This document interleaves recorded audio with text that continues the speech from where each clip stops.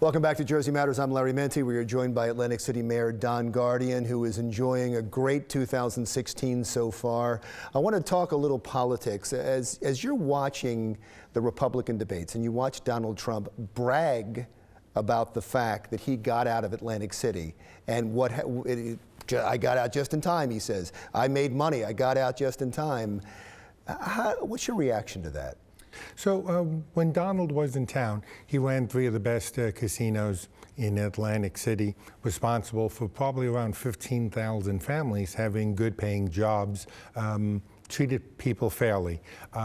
But as we look at it, you need sustained profitability, and you need to be reinvesting in your properties. And if we look at the Trump properties today, they certainly weren't prepared for the downturn that we saw in Atlantic City.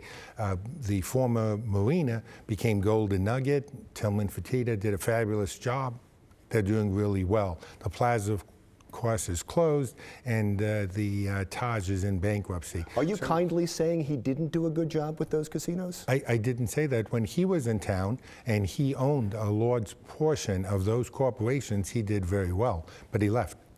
He left, he says, just in time. And clear this up for me, because he's been attacked several times during the debate about filing for bankruptcy several times. And he keeps saying, nope, they didn't do that. Nope, that's not true. What is true?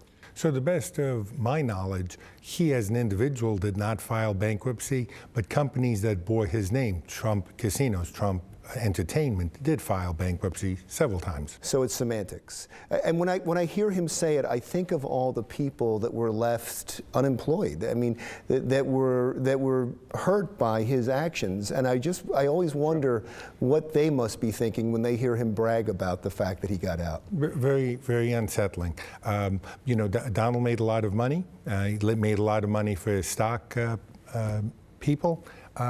In Atlantic City, in the casinos, and for a long time people that worked for him did real well. But in the end it crashed and burned, and people got laid off and lost their jobs. Didn't understand why, after they gave 20, 30 years of their life as a career to making sure the company did well. I went through this entire interview without bringing up Glenn Straub's name, and yet it seems like as Atlantic City is turning around, he turned around. It seems as if he's done away with some of his problems, and he has become at least a better steward of the property that he bought, of the Revel. You don't believe so? Oh yeah, right now he's become a great steward of that property.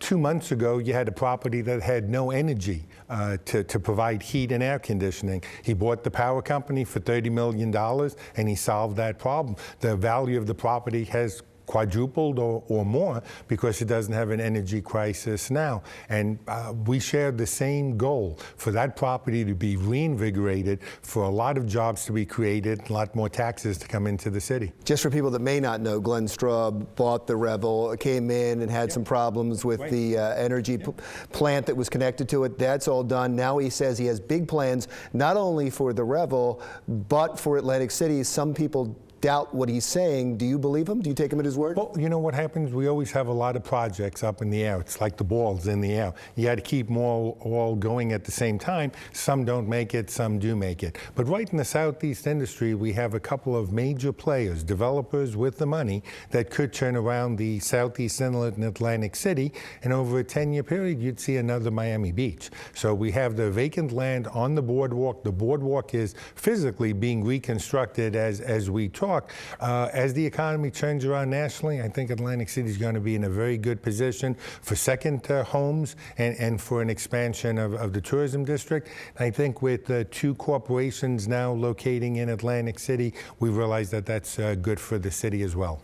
Talking about the Revel specifically, yes. Do you see it reopening, and do you see it becoming a casino? So you need about $100 million fixed if you want to run it as a casino. I think most people in the industry would tell you that, with the problems they had with the casino end of it. It's a very, very large property. Perhaps you have a second hotel that might cater to a different clientele. Perhaps you do some condo-tels on that property. You have a smaller casino, or you have a complete reuse of the building. But it's a beautiful building, architecturally significant. It didn't make it as the casino's first time around, but let's look at the issues they had. $2.2 billion in debt that they had to pay off, $30 million in taxes a year and $30 million in energy a year. And they just couldn't quite make it. So they could break even. They couldn't take care of all these. You're not painting an optimistic picture for the future of the Revel at this point. I think Glenn Straub is a very creative individual. He's a very successful businessman, and I look forward to see whether he's going to turn around the property himself or he's going to make a profit, as he's done everywhere else he's done, and move on and sell the property.